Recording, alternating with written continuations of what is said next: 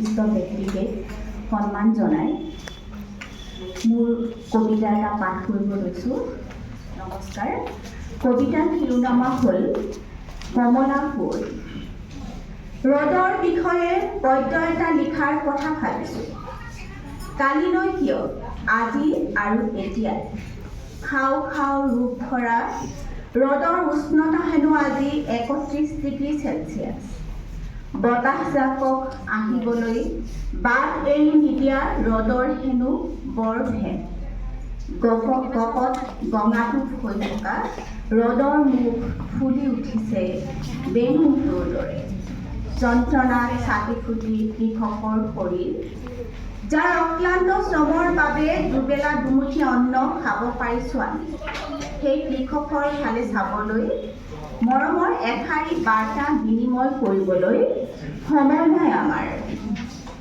তাহানিৰ কমলা কুঁৱৰীলৈ বৰকৈ মনত পৰিছে আজি।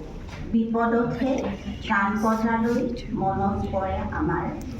ৰজাৰ দুচকুত পানী, কমলা কুঁৱৰী পানীনো কিমান হ'ল? কমলা কুঁৱৰীৰ উত্তৰ, বঙকৰ দেৱতা স্বৰ্গদেউ ঈশ্বৰৈ পানী হ'ল ভৰি সমান। ৰজাই পুনৰাই সুধিলে, কমলা কুঁৱৰী পানীনো কিমান হ'ল? বঙকৰ দেৱতা স্বৰ্গদেউ ঈশ্বৰৈ পানী মোৰ এককাল হ'ল। পানী আহি কমলা কুঁৱৰীৰ কঁকাল পালে। ৰজাই কান্দি কান্দি পুনৰাই সুধিলে, কমলা কুঁৱৰী পানীনো কিমান হ'ল? স্থিতপ্ৰজ্ঞ কমলা কুঁৱৰীৰ উত্তৰ, বঙকৰ দেৱতা স্বৰ্গদেউ ঈশ্বৰৈ পানী হ'ল ডিঙিৰ সমান।